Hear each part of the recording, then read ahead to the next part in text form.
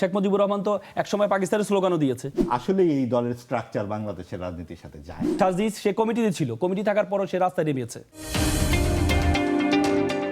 আগে আওয়ামী লীগ অনেকে করেছে, কিন্তু পরবর্তীতে জুলাই আন্দোলনে তারা ভুল বুঝতে পেরে তারা কিন্তু আওয়ামী লীগের এগেনস্টে দাঁড়িয়েছিল।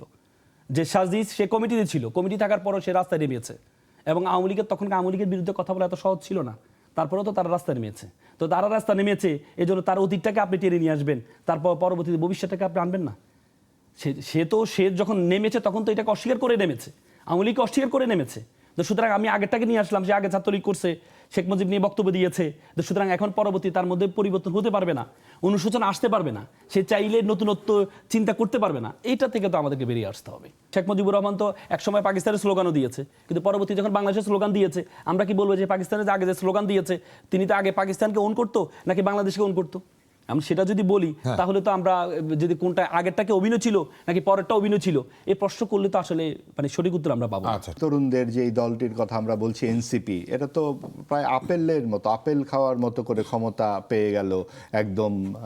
তাদের যে স্ট্রাগল পিরিয়ডটা 25 থেকে 35 পর্যন্ত, যে বয়সটাকে আমরা জানি যে চাকরির জন্য ব্যবসার জন্য অনেক ছোটাছুটি করতে হয়, সেই সব না করে একদম সরাসরি ক্ষমতার সাথে গিয়ে এবং যেই সমস্ত কথাবার্তা তাদের সম্পর্কে শুনি, এগুলো তো আমরা প্রত্যাশা করিনি তাদের কাছে।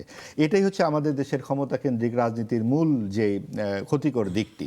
তো সেটাই সামনে চলে এসছে। তবে ভাইয়া যেই কথাগুলো বললেন খুবই গুরুত্বপূর্ণ দুটি পয়েন্ট উনি বলেছেন, যে দলের যে স্ট্রাকচার সেইটার বিরুদ্ধে তো আপনি কথা বলতে পারেন না। হ্যাঁ, আসলেই আমরা যে দলের স্ট্রাকচার, সেই দল রাজনীতিতে কোনো দেশের দায়িত্ব পালন করতে পারে না। এটাই আমাদের কথা, যে সাম্প্রদায়িক রাজনীতি বাংলাদেশের মতো একটা অসাম্প্রদায়িক ধর্মনিরপেক্ষ দেশে, মুক্তিযুদ্ধজাত একটি দেশে, যেটা ভারতও করেনি, পাকিস্তানও করেনি, ওই দেশ দুটি কিন্তু মুক্তিযুদ্ধ করে তাদের স্বাধীনতা অর্জন করতে হয়নি, একমাত্র বাংলাদেশই সেটা করেছে। এবং যে ভারতীয় আধিপত্যবাদের কথা বলা হয় সেটা কিন্তু আমাদের মুক্তিযুদ্ধকে ছোট করবার জন্য বলা হয়।